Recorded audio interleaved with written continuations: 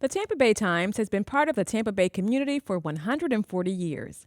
We began in 1884 as a weekly newspaper called the West Hillsborough Times. Produced on a hand-cranked press in the back room of a local pharmacy, the West Hillsborough Times was 4 pages long and had a circulation of 480. By the turn of the 20th century, we had become the St. Petersburg Times, with a staff of 5 and an annual subscription rate of $1.50 a year. The Tampa Bay Times is the largest newspaper in the southeastern United States. Every week, our publications reach nearly 1 million people. Since 1964, we have won 14 Pulitzer Prizes. Newspaper in Education, or NIE, is an international program that promotes literacy by using the newspaper as a living textbook to teach subjects like history, civics, and geography. Since the 1970s, the Tampa Bay Times NIE program has served educators, students, families, and community members by providing class sets of the Tampa Bay Times, plus original educational publications, teacher guides, lesson plans, and educator workshops, all at no cost to schools, teachers, or families. This project was really exciting because it gave us an opportunity to do one of our favorite things, which is introduce students to using primary sources. Primary sources are the raw materials of history. Newspapers are full of primary source material, including eyewitness accounts, interviews, photographs, and more. The goal of this project was to explore the historical, cultural, and economic significance of chocolate with a focus on Florida, and to connect students with their cultural history through a topic that resonates with them. To do this, we researched, wrote, designed, and produced an original curriculum supplement that examines the history, cultural significance, and economic impact of chocolate from the Olmecs to the present day. And the centerpiece of the supplement is a 4-page spread that examines how we can use primary source materials related to chocolate to understand 17th century Spanish colonial Florida. Previous research by Luis Evan Gravetti and Beatriz Cabezon uncovered documents in the Spanish archives that identified Florida as the first documented landing point of chocolate in what would later become the United States.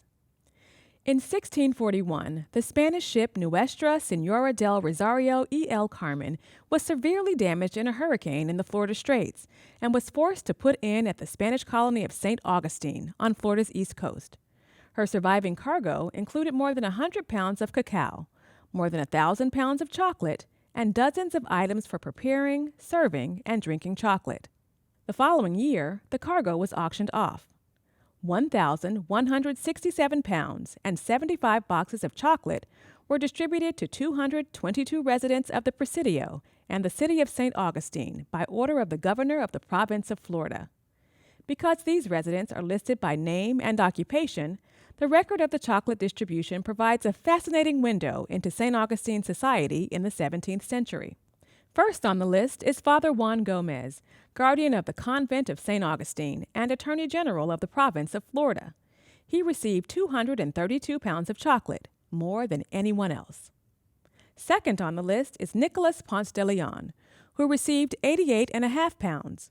He would later become Sergeant Major of St. Augustine, and interim governor of Florida. The very last entry on the list is Captain Lopez, who received 12.5 pounds of the chocolate he saved from the sea.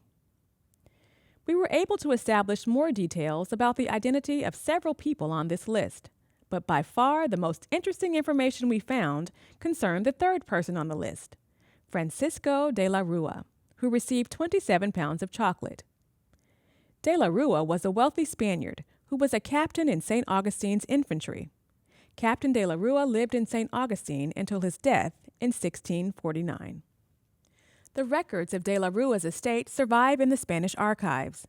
The estate included a house with a separate kitchen building, furniture made of mahogany, ebony, and cedar, weapons and tools, silver and china tableware, and fine clothing and linens. Captain de la Rua also owned 2 enslaved people. We also learned from this document that Captain de la Rua remained a devoted drinker of chocolate for the rest of his life.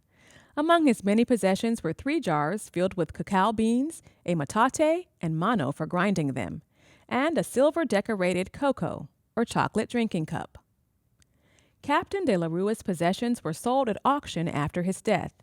The auction records, which list the sale prices and the names and positions of the buyers of each item, reveal so much about St. Augustine's society.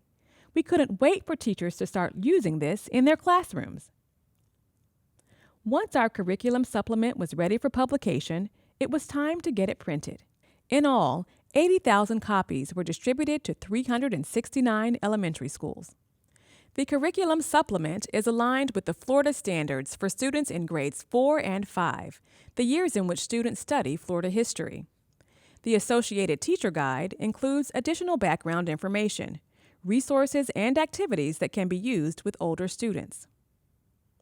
So far, teachers have used the materials as bell ringer activities, assigned reading, free reading, and assigned activities. We can't wait to see what else they come up with.